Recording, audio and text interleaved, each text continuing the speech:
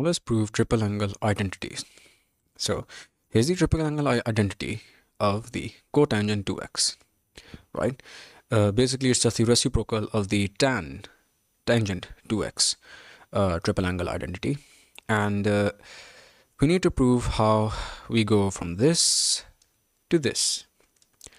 So obviously, we'll take the left-hand side because going from a larger expression to a smaller expression is easier.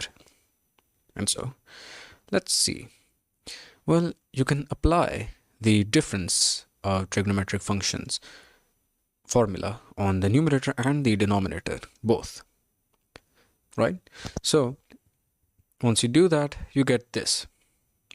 And if you remember, just to clarify how we got here, you remember that sine alpha minus sine beta is equal to 2 cos alpha plus beta by 2 into sine alpha minus beta by 2, right? And similarly, for the denominator, cos x minus cos 3x, you apply the same logic, right? And you get this.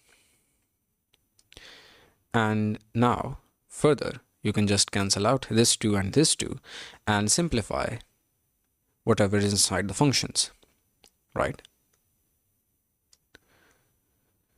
So just to clarify, 3x plus x by 2, this becomes 4x by 2, which is just equal to 2x.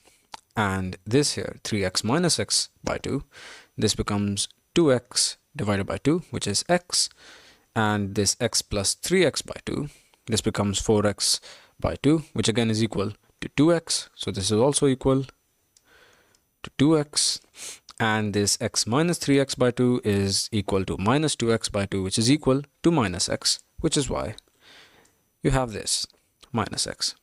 So now that you have this entire expression, what do you do? Well, now you can just basically take this negative sign outside with this sine function, right? Because sine is a odd function. So if you remember that sine of minus x is equal to minus sine x.